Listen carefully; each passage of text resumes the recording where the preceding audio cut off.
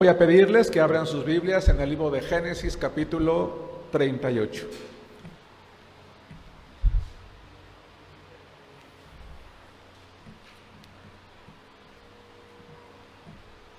El título de la predicación de esta tarde, hermanos, se llama Una familia envuelta en la tragedia y el pecado. Una familia envuelta en la tragedia y el pecado, con base en el libro de Génesis, capítulo 38. Hermanos, quiero decirles, mientras ustedes llegan allí a Génesis, capítulo 38, quiero decirles a manera de introducción que el libro de Génesis, hermanos, tiene varias particularidades. Voy a resumirlas en dos nada más. La primera particularidad que tiene el libro de Génesis es un libro que nos habla del principio o de los principios, ¿verdad? La creación, el hombre, el pecado, etc. Y una vez que el libro de Génesis se ocupa de hablarnos del origen, del principio, del pecado, de la caída, de la dispersión de la humanidad, nos empieza a relatar la vida de los patriarcas, Abraham, Isaac, Jacob, José. Y pareciera que son las dos, vamos a llamarle, divisiones naturales que tiene el libro de Génesis. Pero por alguna razón, el autor de Génesis, en este caso Moisés, inspirado por el Espíritu Santo, llega un momento, hermanos, en el capítulo 38, que hace un paréntesis, o abre un paréntesis. Ese paréntesis que abre Moisés es un paréntesis para relatarnos la vida de un hombre llamado Judá. La vida de este hombre, Judá, hermanos, va a ocupar prácticamente todo el capítulo 38 y lo va a hacer, hermanos, con el propósito de hacernos ver lo que pasa en la vida de una persona, lo que pasa en la vida de un hombre, lo que pasa, permítanme hacer una aplicación, en la vida de un creyente que toma la decisión de apartarse de la familia de Dios, en este caso la iglesia, en el caso de Judá, de su familia, la familia israelita, y no solamente de apartarse de la familia de Dios, sino que cuando uno se aparta de la familia de Dios, empieza a apartarse también, hermanos, de los mandamientos de Dios, y esto puede llevarnos a un alejamiento espiritual. Déjenme decirles, hermanos, un punto más. Judá, del hombre del que vamos a hablar el día de hoy, con el tiempo llegó a ser, su familia llegó a conformar la tribu más grande, más importante, hermanos, de Israel. Tan importante que nuestro Señor Jesucristo procedió de esa tribu. Pero cuando en su origen, la tribu de Judá, hermanos, lamentablemente, debido al alejamiento de este hombre, hubo un momento en que su familia se vio atrapada por la tragedia y por el pecado. El día de hoy quiero hacer un llamado a la iglesia, te quiero hacer un llamado a ti, un llamado a mí mismo, para darnos cuenta, hermanos, que alejarnos de Dios no puede traer nada bueno, ni a nuestra persona, ni a nuestra familia, ni mucho menos a las personas, hermanos, que nos rodean, a nuestros hijos, por ejemplo. Punto número 1. Voy a empezar, hermanos, vamos a empezar a estudiar este mensaje. Primero que nada, vamos a hablar del inicio. Génesis capítulo 38, versículos 1 al 5. Voy a tocar 4 puntos en esta tarde. El primero se llama el inicio. ¿Cómo empezó todo? Dice Génesis capítulo 38, versículo 1. Aconteció en aquel tiempo que Judá se apartó de sus hermanos y se fue a un varón adulamita que se llamaba Hira. Y vio allí Judá la hija de un hombre cananeo, el cual se llamaba Súa, y la tomó y se llegó a ella. Y ella concibió y dio a luz un hijo y llamó su nombre Concibió otra vez y dio a luz un hijo y llamó su nombre Onán. Y volvió a concebir y dio a luz un hijo y llamó su nombre Sela. Y estaba en Kesib cuando lo dio a luz. Hermanos, desconocemos la razón por la cual Judá decide apartarse del compañerismo con las tribus de Israel. No conocemos la razón. Lo más natural era que las 12 tribus de Israel, hermanos, se mantuvieran juntas, porque era una familia patriarcal que dependía, en este caso, hermanos, de Jacob o de Israel, o posteriormente, hermanos, de Isaac. Lo común era que Judá se mantuviera entonces viviendo con sus hermanos. Pero por alguna razón, él toma la decisión de apartarse de ellos. Ahora bien, quiero decirles, en estricto sentido, no hay ningún problema en que Judá haya tomado la decisión de alejarse de sus hermanos, si en un momento dado este alejamiento iba a ser únicamente para que él se independizara y quizás de esa manera iniciara así su propia familia. El problema, hermanos, es que cuando Judá toma la decisión de apartarse de su familia, a partir de ese momento empieza a ir en contra de las costumbres que eran buenas y que agradaban a Jehová, como por ejemplo, casarse. Judá va a empezar su familia no con una mujer israelita, sino con una mujer cananea. Lamentablemente los cananeos eran pueblos idólatras, eran pueblos acostumbrados a adorar toda clase de ídolos, a costumbres que no eran agradables, hermanos, delante de Dios. Cuando Judá toma la decisión, hermanos, de iniciar su familia con una mujer cananea, permítanme traerlo al Nuevo Testamento, con una mujer no creyente, cuando el cristiano decide empezar su familia en yugo desigual, hermanos, hay un gran riesgo. Y es el riesgo de que la espiritualidad de la familia, lejos de estar apegada a lo que la palabra de Dios dice que el Señor quiere para nosotros, el riesgo es que esa familia se vaya alejando, vaya desplazando a Dios, como lo vimos en la predicación pasada, y empiece a tomar ciertas costumbres, hermanos, que más bien el mundo lleva a cabo. Cuando uno empieza un matrimonio en yugo desigual, uno dice, no pasa nada, no hay ningún problema. Es un buen chico, es una buena chica, es una buena persona. Yo la conozco de toda la vida, no tiene ningún vicio, no tiene ningún problema, es una persona respetable, sí. Pero cuando una persona no comparte los principios divinos, la palabra de Dios, hay un riesgo. La espiritualidad de la familia no va a poder llevarse a cabo conforme a la palabra de Dios, y aunque no tiene por qué ser una ley, una regla precisa, existe el riesgo de que con el tiempo esa familia se vea afectada en su carácter o en su comportamiento. Dice la palabra de Dios, como lo acabamos de leer, que esa familia que Onán empezó con una mujer cananea o en yugo desigual, como diríamos el día de hoy, con el tiempo le trajo 3 hijos. El primero se llamaba el segundo se llamaba Onán y el tercero se llamaba Sela. El problema es que cuando estos hijos crecieron, sobre todo los 2 primeros, demostraron un carácter no piadoso. Demostraron que estos 2 hombres no tenían, hermanos, ningún temor de Dios. Esto nos hace darnos cuenta que Judá se aleja de su familia, se aleja de los principios de Dios, se casa con una mujer cananea, crecen sus hijos y no crecen con temor de Dios, porque lo van a demostrar a través de su carácter, a través de sus acciones. Ese es el riesgo principal. Y vamos a ver cómo ese inicio, hermanos, que Judá tuvo para su familia, con el tiempo lo iba a colocar en una situación en la que su familia completa, él, toda su familia, se iban a terminar envolviendo en la tragedia y en el pecado. Ya hablamos del inicio, punto número 2. Aquí es donde nos vamos a quedar un poquito más. Vamos a hablar entonces de los hijos. Génesis capítulo 38, versículos 6 al 10. Dice la palabra de Dios: después Judá tomó mujer para su primogénito la cual se llamaba Tamar. Y el primogénito de Judá, fue malo ante los ojos de Jehová, y le quitó Jehová la vida.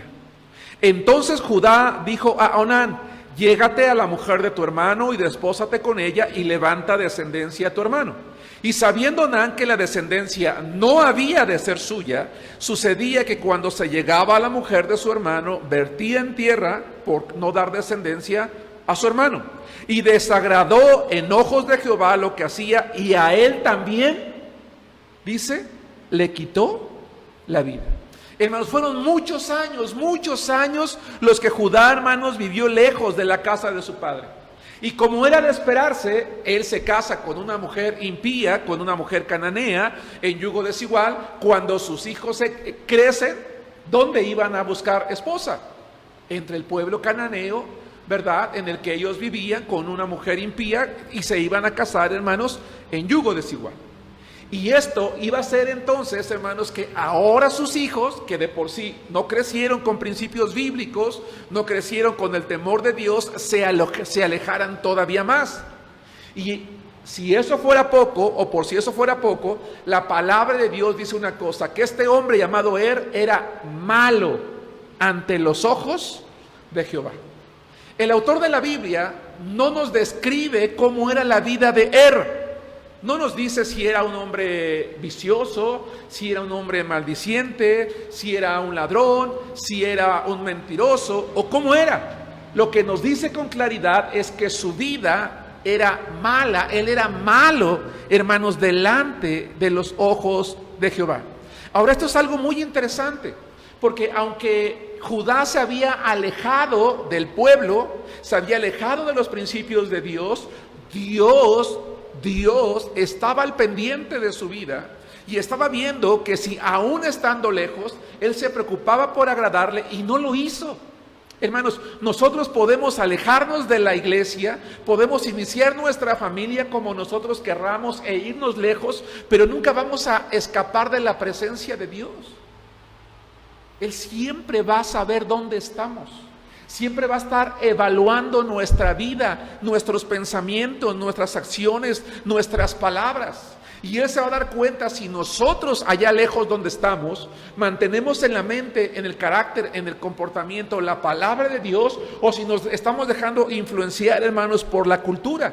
Y al parecer eso fue lo que le pasó a fue influenciado por las costumbres, por los pecados de los cananeos. Ellos participaban, hermanos, en ritos idolátricos llenos de lascivia. Era gente mala, gente perversa, gente que no tenía ningún principio bíblico. Su actividad o su vida era incorrecta delante de Dios. Y si a eso le agregamos que no tuvo un padre que le ejemplificara el temor a Dios, entonces dice la Biblia que tarde o temprano este hijo se envolvió en el pecado a tal grado que Dios decidió, según el versículo 7, quitarle la vida.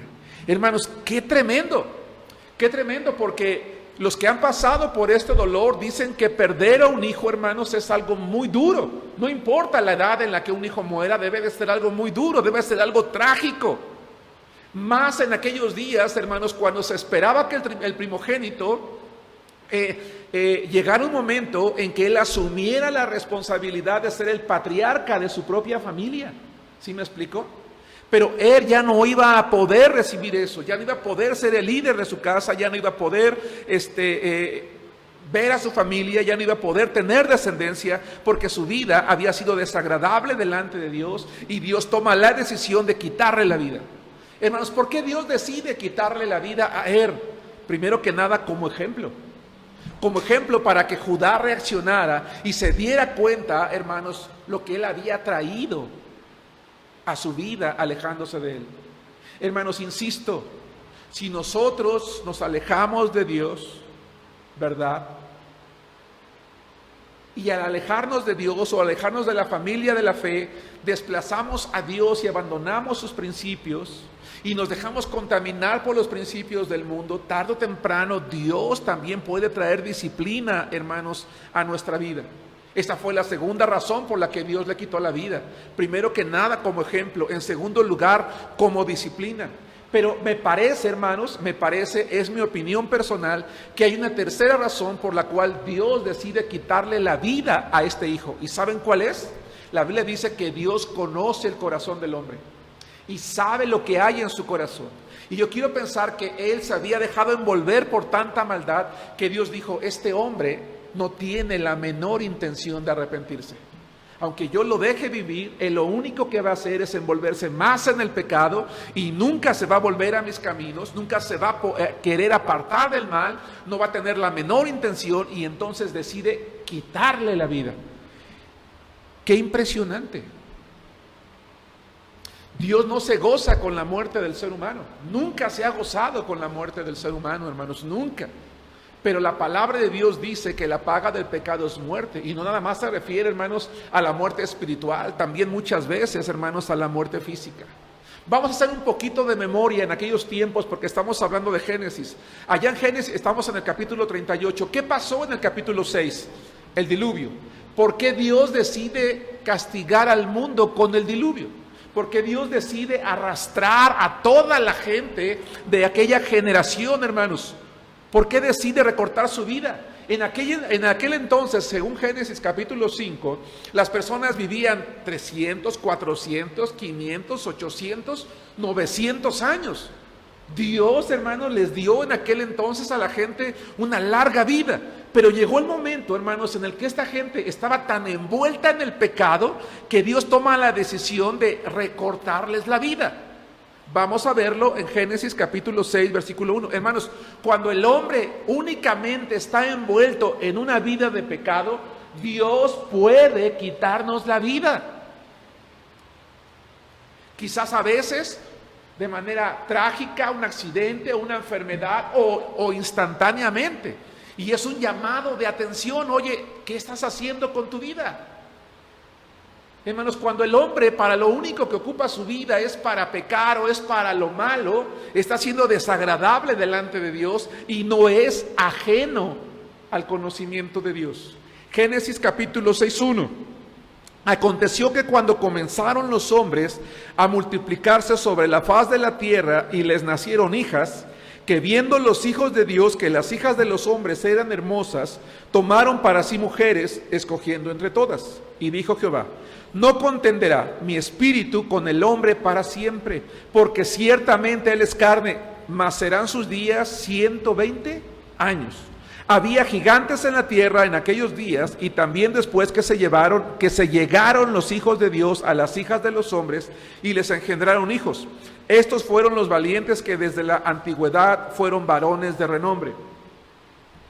Y vio Jehová que la maldad de los hombres era mucha en la tierra, y que todo designio de los pensamientos del corazón de ellos era de continuo solamente el mal. Hermanos, ¿saben ustedes? Me da tristeza navegar en el Facebook y ver los muros de algunos jóvenes que en algún tiempo estuvieron en la iglesia, de algunos hermanos que algún tiempo estuvieron en la iglesia. Y me da tristeza, hermanos, porque los veo sus publicaciones con puras groserías, con puras palabras impropias y con un lenguaje que uno dice: caray, qué triste es que este joven, que esta señorita tenía quizás un buen futuro espiritual. Estuvo muchos años en el conocimiento de Dios, aprendiendo la palabra, recibiendo clases, escuchando predicaciones, y se fue, y todo lo que durante años aprendió en la iglesia se perdió. Y no tiene ningún empacho en un lugar tan público como es el Facebook, en publicar sus majaderías, sus vulgaridades, sus compartir temas o canciones o películas o videos que no tienen nada que ver con el mundo, que pertenecen a Canaán, ¿sí me explico? Que pertenecen a lo malo. La forma de obrar de Dios para con el primogénito de Judá fue severa, pero la Biblia dice, hermanos, que Dios castiga el pecado, que aquellos que deberían de temerle, ¿verdad? Que aquellos que deberían de temerle, cuando no lo hace, Dios como ejemplo y como disciplina puede quitarles la vida. De tal manera que este hijo, hermanos, llamado era hijo de la promesa, porque quiero pensar que cuando era pequeño lo circuncidaron. Y cuando en aquel entonces nació un varón y se circuncidaba, automáticamente era hijo de la promesa de Abraham. Un hijo de Dios, vamos a llamarle de esa manera. Y Dios disciplina a sus hijos. Pero la pregunta es, lo que estamos leyendo nosotros, hermanos, en el capítulo 38, acerca de una familia envuelta en la tragedia y en el pecado, ¿es algo que puede ocurrirnos a nosotros hoy? La respuesta es sí. La forma en la que Dios castigó a en el Antiguo Testamento al quitarle la vida, ¿es algo que nos puede ocurrir a nosotros hoy en día? Vamos a dejar a la Biblia que hable. Vayan conmigo sin perder Génesis a 1 Corintios capítulo 11 versículo 27. A lo mejor, hermano, hermana, tú no te has alejado de la familia, de la fe. de la iglesia. A lo mejor tú estás en la iglesia, pero ¿cómo es tu vida? ¿Cómo es tu carácter? ¿Cómo son tus acciones? ¿Cómo es tu comportamiento? ¿Cómo es mi vida, mi carácter, mis acciones, mi comportamiento? Porque si no son agradables delante de Dios, Dios un día puede decidir quitarnos la vida. Vamos a ver 1 Corintios capítulo 11, versículo 27, donde la palabra de Dios dice: de manera que cualquiera que comiere este pan o bebiere esta copa del Señor indignamente, será culpado del cuerpo y de la sangre del Señor. Por tanto, pruébese cada uno a sí mismo, y coma así del pan y beba de la copa, porque el que come y bebe indignamente sin discernir el cuerpo del Señor, juicio come y bebe para sí. Por lo cual hay muchos enfermos y debilitados entre vosotros, y muchos duermen. En griego, koimao, la palabra dormir significa han muerto. En Corinto, los hermanos de Corinto era una iglesia dividida, una iglesia pecadora, una iglesia rebelde, una iglesia cuya vida estaba mal delante de Dios. Ellos participan en una ceremonia de santidad como era la cena del Señor, y llega el momento en el que esto es desagradable a los ojos de Dios, y Dios decide quitarles la vida a muchos miembros de la iglesia en Corinto. Vamos a seguir dejando que la Biblia hable. Santiago capítulo 5 versículo 19 y posteriormente 1 Juan capítulo 5 versículo 16. Primero que nada, Santiago capítulo 5 versículo 19. Hermano, tú y yo tenemos que examinar nuestra vida, porque Dios la conoce, porque Dios sabe cómo está, porque Dios conoce nuestras acciones, y si no es buena, Dios puede quitarnos la vida. Hermano, ¿cómo has iniciado? ¿Cómo vas a iniciar tu familia? A lo mejor yo ya la inicié hace tiempo. Mi familia está envuelta en el pecado. Tengo que hacer algo.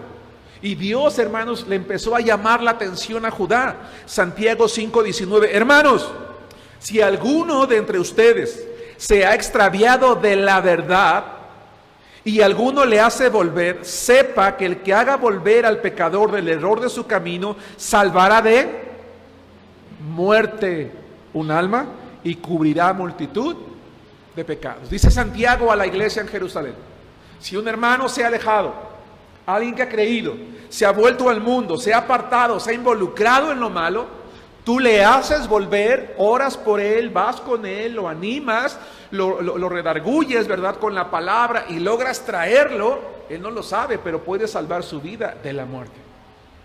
Vamos a seguir dejando que la Biblia hable. 1 Juan capítulo 5. Hay otros ejemplos como el de Ananías y Zafira, pero vamos a leer 1 Juan capítulo 5 versículo 16. Estamos tratando de responder a la pregunta: lo que le pasó al primogénito de Judá, por ser malo ante los ojos de Jehová, ¿es algo que Dios puede hacer con nosotros hoy? Dice 1 Juan 5:16: si alguno viera a su hermano cometer pecado que no sea de muerte, pedirá y Dios le dará vida. Esto es para los que cometen pecado que no sea de muerte. Hay pecado de muerte por el cual yo no digo que se pida. Déjenme explicar, hermanos. No hay un pecado específico que nos lleve a la muerte. No. En el idioma original dice: si alguno viera a su hermano cometer. Y esa palabra cometer, hermanos, en griego dice cometer pecado. Es una frase que dice pecar pecando. Si alguno ve a su hermano pecar pecando que no sea de muertos. ¿Qué es pecar pecando? Pecar pecando, hermanos, es una frase que remarca una acción. O sea, si tú ves a un hermano cuya vida únicamente se caracteriza por el pecado, dice, pedirá y Dios le dará vida. Es para los que cometen pecado que no sea de muerte. Hermanos, todos somos pecadores, todos aquí somos pecadores. Eso es un hecho, todos somos pecadores. Pero hay una diferencia en que todos seamos pecadores y en algún momento dado podamos caer en algún pecado, lo cual no es deseable, pero seguramente lo hacemos, a aquel que solamente vive en pecado, en pecado, en pecado. Entonces esa vida de pecado le puede llevar ¿a qué? A la muerte. ¿Qué dice entonces la evidencia bíblica? La evidencia bíblica lo que dice es, sí, ocasionalmente Dios, cuando la vida de un cristiano no es agradable delante de sus ojos como la vida de porque está envuelta en el pecado, Dios decide quitarle la vida. Y es muy probable, hermanos, que lo haga no ocasionalmente. Quizás algunos de los hermanos que ya han muerto en nuestras iglesias, decimos, bueno, es que estaba enfermo, bueno, es que se cayó, bueno, es que tuvo un accidente. No voy a atreverme a decir algo que no sé, pero pudiera caber la posibilidad de que alguno haya sido porque Dios le quitó la vida. No lo sé. Lo que sí sé es que la Biblia dice que Dios lo hace así. Antes de avanzar, quiero decir una cosa. No quiero aseverar que los hijos de creyentes que se alejan de Dios y se casan con personas inconversas forzosamente van a ser malos, que quede claro eso. No estoy diciendo eso. Repito, no estoy diciendo que forzosamente un creyente que se casa con un inconverso, sus hijos se van a hacer malos, no. Pero, hay un pero. Al no existir una influencia espiritual correcta, existe el riesgo de que su carácter se vea más influenciado por lo malo que lo bueno. Porque normalmente cuando un cristiano se aleja de Dios e inicia su familia con un inconverso, ese creyente termina apartándose de los mandamientos de Dios. Y ejemplos lamentablemente tenemos muchos. Hermanos, la familia de Judá, ¿por qué el autor de Génesis, en lugar de exaltar, de describirnos todo el origen de los tiempos, el origen del pecado y continuar con la vida de los patriarcas, abrió un paréntesis en el capítulo 38 para hacernos ver lo que pasó con la vida de Judá? ¿No creen ustedes que es una advertencia? Sí. Es una advertencia para decirte, oye, no te alejes de tu familia de la fe. Si vas a empezar una familia, no la empieces como Judá. Si tienes una familia, séte un ejemplo para ellos. No dejes que el pecado envuelva a tu familia. Tú debes de mantenerte fiel. El final de hermanos, el primogénito de Judá fue trágico. Pero ¿qué creen, hermanos? De acuerdo a lo que acabamos de leer, no fue el único. Lamentablemente, el siguiente de sus hermanos también murió por la misma situación. Dice la Biblia, hermanos, en aquellos tiempos se acostumbraba que cuando un hermano moría, entonces el hermano que le sucedía tomaba como esposa a la esposa del hermano muerto, y el primer hijo que se tenía sucedía al hijo muerto. Es decir, vamos a pensar que su hermano Onán hubiera tenido un hijo con Tamar. El hijo que tuvo con Tamar tomaría el lugar de primogénito de su padre, y él se convertiría en eso, en el primogénito, en el líder, hermanos, patriarcal. Pero ¿qué creen, hermanos? Dice la Biblia que Onán, aunque sí aceptó tomar por mujer a Tamar, de acuerdo a las costumbres de la época, él tenía envidia de su hermano. Él dijo, ¿yo por qué le voy a levantar descendencia a él? Yo no tengo por qué levantarle descendencia a mi hermano. Y cuando tenían intimidad sexual, él no consumaba el acto conyugal, ¿verdad? Porque dice la Biblia que vertía en tierra para evitar que esta mujer, hermanos, quedara embarazada. Y lo hizo una y otra vez. Y cuando Dios ve que este hombre no está dispuesto a cumplir con lo que es correcto, Dios decide quitarle la vida. Qué trágico, hermanos, qué trágico. Judá ya había perdido al primogénito, ahora pierde al segundo, y los dos por la misma razón, 2 de 3 por la misma razón, por haber hecho lo malo delante de los ojos de Dios. Aquellos que somos padres tenemos que considerar algo muy importante. Hermanos, escuchen esto. Es trágico cuando en una familia los hermanos no vemos unos por otros. Hermanos, tenemos que enseñar a nuestros hijos a ver unos por otros. Oye, mira, preocúpate por tu hermano, ayúdalo, levántalo, apóyalo, ¿verdad? Yo no sé si mis hijos lo vayan a hacer, pero cuando nuestros hijos eran pequeños, mi esposa y yo los educamos de esa manera, ¿verdad? Yo recuerdo que cuando mi hijo mayor empezó a trabajar, le decimos, oye, hijo, tú ya trabajas, cómprale algo a tu hermanito, ¿verdad? En este caso a Daniel, apoya, mira, cómprale esto. A lo mejor lo hizo 1 o 2 veces, ¿verdad? Y cuando el menor creció y hubo la oportunidad de apoyar a su hermano mayor, dijo, mira, vamos a apoyar a tu hermano porque él te necesita. Y ya lo que yo les he dicho, hermanos, si yo algún día yo no estoy, o tu mamá ya no está, y ustedes están solos, ayúdense, búsquense. Si a ti te va bien y a tu hermano le va mal, hermano, mírate, a lo mejor no tienes para la comida o para la educación de tus hijos, o simplemente, mira, yo te quiero ayudar porque Dios a mí me ha bendecido, a lo mejor no lo necesita, pero tú estás mejor, dale. Y tú retribúyele también, o sea, no se lo pagues, es mi hermano. Pero qué trágico y qué triste es cuando entre hermanos no puedes contar con ellos, ¿no es cierto? Cuando hay envidia, cuando hay competencia, cuando hay celos. Y eso únicamente pasa cuando no hay un temor de Dios. Cuando no se ha ejemplificado delante de ellos una vida de piedad. Punto número 3. Estamos hablando de una familia envuelta en tragedia, en la tragedia y el pecado. Ya hablamos del inicio, ya hablamos, hermanos, de los hijos. Ahora vamos a hablar de la nuera. Regresemos a Génesis, capítulo 38, versículos 11 en adelante. Qué interesante, hermanos, es este capítulo 38. Yo no sé si habías tenido la oportunidad de analizar esto que estamos viendo en este capítulo. Es impresionante el ejemplo que Dios nos está dando. Ten cuidado de que tu familia no se envuelva en la tragedia y el pecado. Génesis 38, 11. Y Judá dijo a Tamar su nuera: quédate viuda en casa de tu padre. Ya se habían muerto los 2 hijos, quedaba uno más. Hasta que crezca Sela mi hijo, porque dijo, no sea que muera él también como sus hermanos. Ojo. Y se fue Tamar y estuvo en casa de su padre. Pasaron muchos días y murió la hija de Súa, mujer de Judá. Enviudó este hombre. Después Judá se consoló y subía a los trasquiladores de sus ovejas a Timnat, él y su amigo Hira, el adulamita. Y fue dado aviso a Tamar diciendo, he aquí tu suegro sube a Timnat a trasquilar sus ovejas.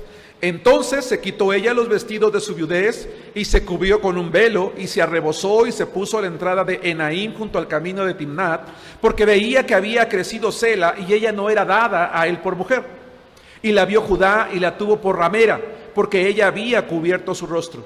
Y se apartó del camino hacia ella y le dijo, déjame llegarme a ti, pues no sabía que era su nuera. Y ella dijo, ¿qué me darás por llegarte a mí? Hermanos, Judá había dado su palabra a su nuera, ¿se dieron cuenta? Ve a casa de tu padre, cuando el hijo menor crezca, tú vas a unirte con él en matrimonio. Pero hermanos, le mintió a su nuera. Le mintió a su nuera, pasó el tiempo, llegó el momento en el que tenía que darle a su hijo y no lo hizo. Y una tragedia más llegó a su vida. Ya había muerto su primogénito, ya había muerto el segundo y ahora muere su esposa. ¿No les parece eso demasiado trágico, hermanos? Yo creo que sí. Pero ¿saben qué es lo más trágico? Que este hombre en ningún momento lo vemos buscar a Dios. En ningún momento lo vemos orar a Dios. En ningún momento lo vemos pedirle perdón a Dios, buscar consuelo de Dios. Parecía que en su vida Jehová había sido completamente desplazado. Parecía un impío. No tenía un pensamiento, hermanos, para Dios, a pesar de la tragedia. Y lo triste es que muchas veces los cristianos, los hijos de Dios, somos así.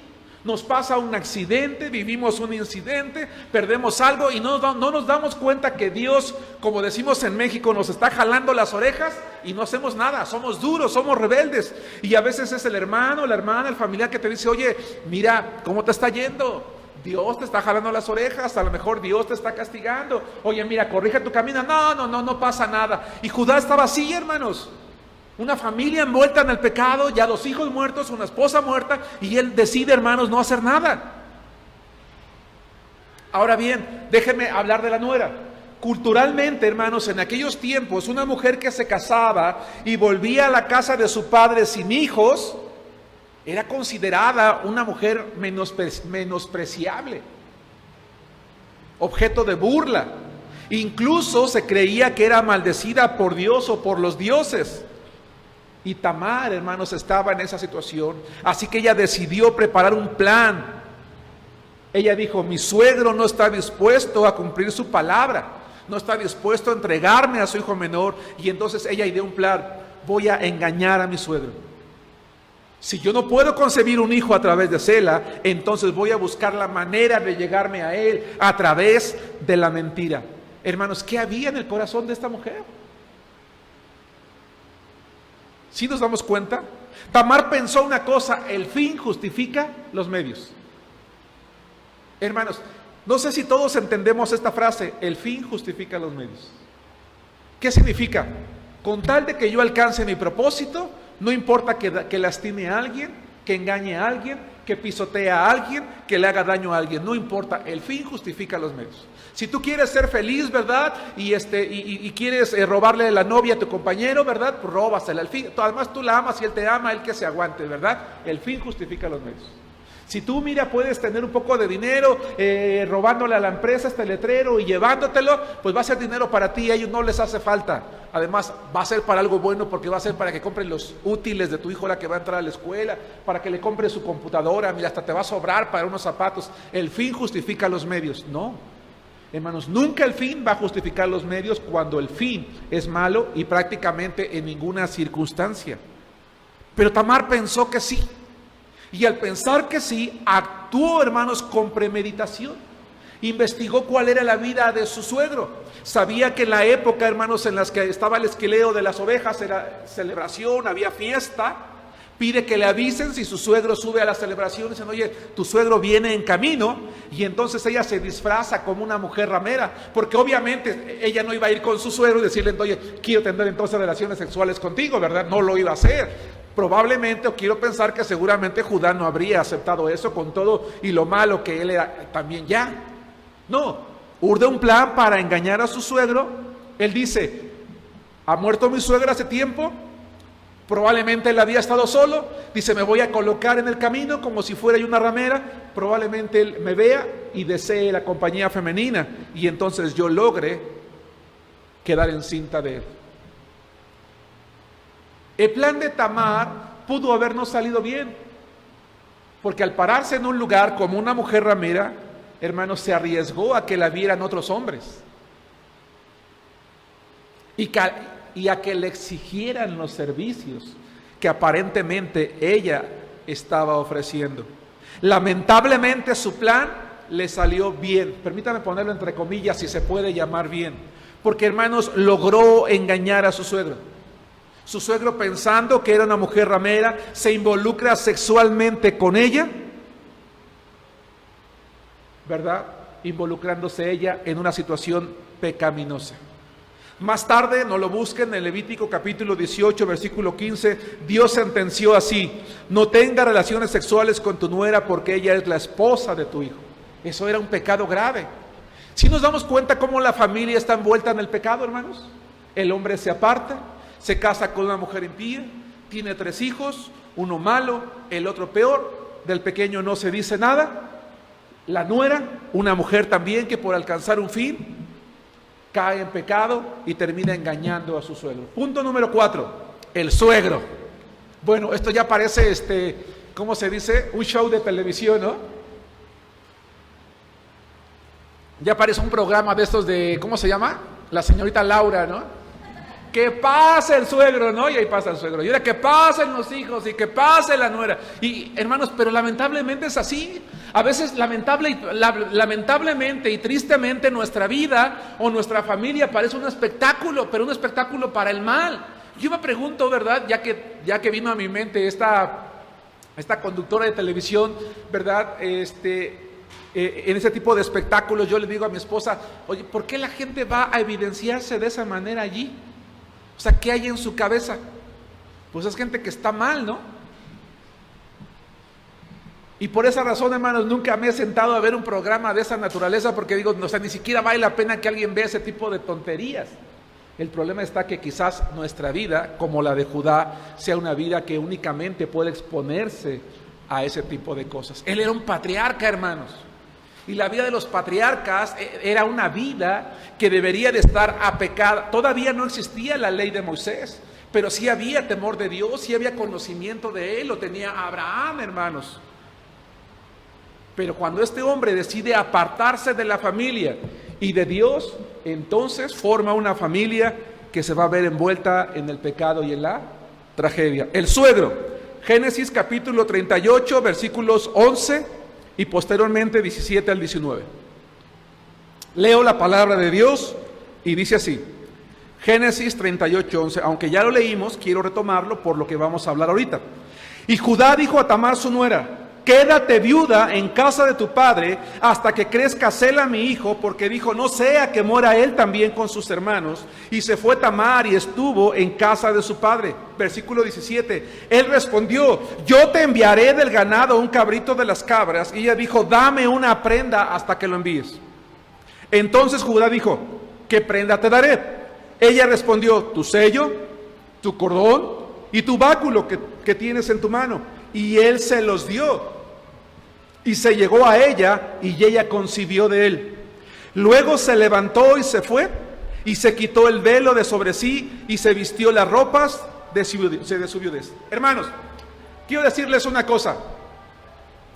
Al haberse alejado, hermanos, de la casa de su padre, al haberse alejado de la casa de su padre, Judá se alejó del temor de Dios.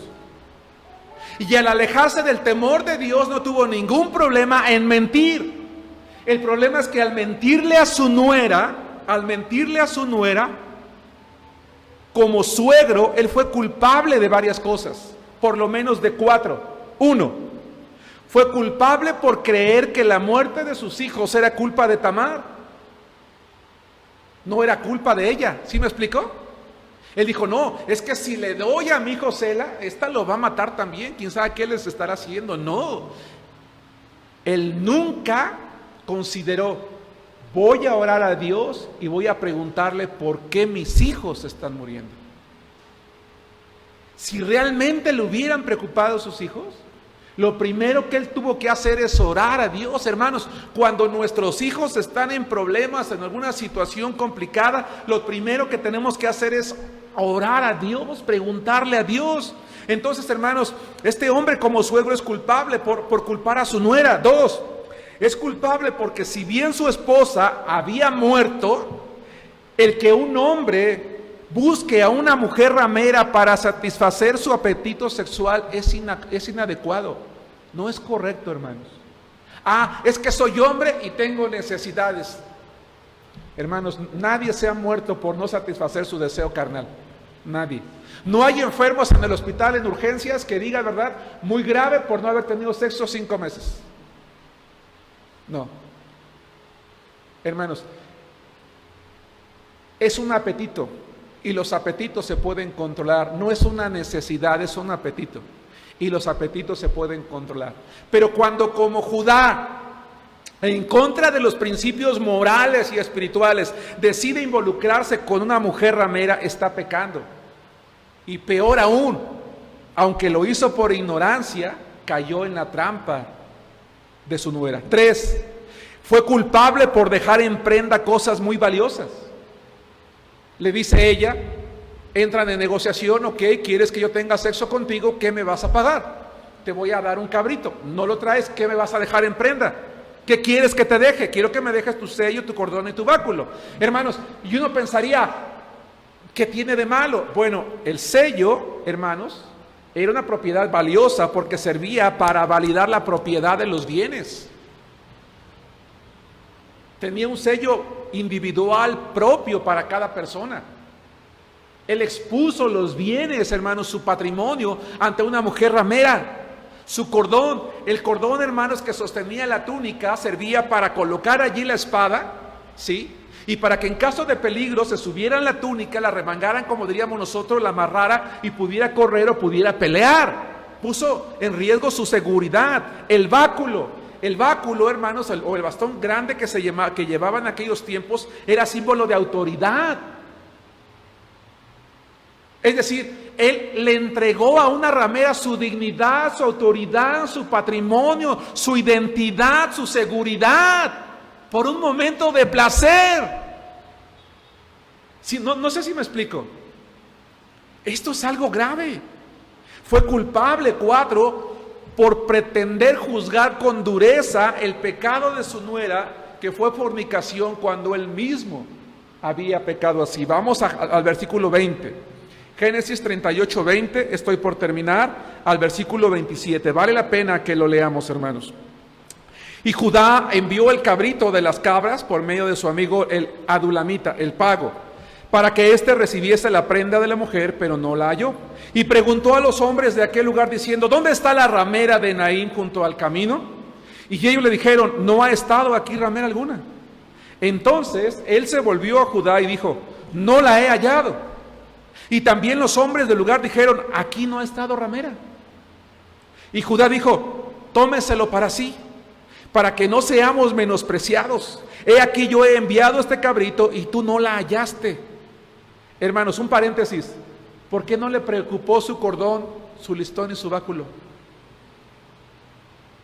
¿Sí nos damos cuenta? Y es que cuando estamos envueltos en el pecado, lo que menos nos interesa ya es la dignidad. Vamos por el mundo derramando el pecado, disfrutando de él, sin importarnos de las consecuencias que puede traer para nosotros. Eso le podía traer una consecuencia en un futuro, hermanos, y no lo pensó. Verso 24. Sucedió que al cabo de unos 3 meses fue dado aviso a Judá diciendo: Tamar, tu nuera, ha fornicado, y ciertamente está encinta a causa de las fornicaciones. Y Judá dijo: sáquenla y quémenla. Ah, qué impresionante, ¿no? ¿Saben una cosa, hermanos? Las personas, todas las personas, o la mayoría de las personas, cuando vemos el pecado en otros, no, ese pecador, no, que lo apedreen, que lo expulsen de la iglesia, que el pastor hable con él y que lo exponga públicamente y que lo regañe por pecador. Pero cuando es uno, calladito, ¿a poco no? Dicen que cuando una persona es muy dura con los pecados de otros es porque probablemente ella misma está ocultando pecados semejantes o iguales. Por eso dicen por ahí que calladitos nos vemos más bonitos. Oye, qué fácil, sáquenla y quémenla. Versículo 25. Hermanos, Judá va a pagar la factura olvidada. Pero ella, cuando la sacaban, envió a decir a su suegro: del varón cuyas son estas cosas, estoy encinta. Qué impresionante, hermanos. ¿Se pueden imaginar la escena? La factura olvidada iba a ser cobrada en este momento. También dijo: mira ahora de quién son esas cosas, el sello, el cordón y el báculo. Entonces Judá la reconoció y dijo: más justa es ella que yo, por cuanto no la he dado a hacerla a mi hijo. Y nunca más la conoció. Y aconteció que al tiempo de dar a luz, he aquí había gemelos en su seno. Hermanos, a menudo los pecados que tratamos de encubrir en nuestras vidas son los que nos molestan más cuando los vemos en otros.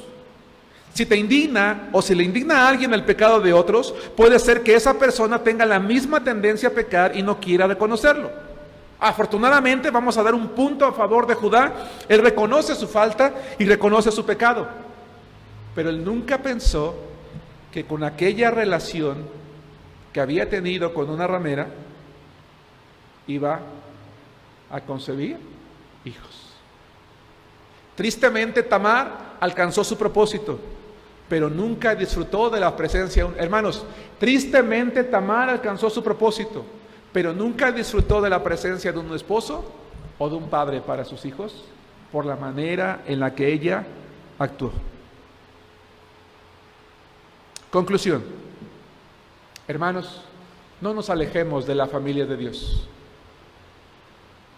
No desplacemos a Dios de nuestras vidas. Porque si lo hacemos o empezamos mal una familia en yugo desigual y nos alejamos del Señor, tarde o temprano podría nuestra familia ser una familia envuelta en la tragedia y en el pecado. Y quizás terminaremos comportándonos como Judá, que se dan cuenta otra vez que ni por un momento pensó en buscar la ayuda de Dios. Sus pecados lo fueron atrapando a él y a su familia. Que Dios los bendiga, hermanos.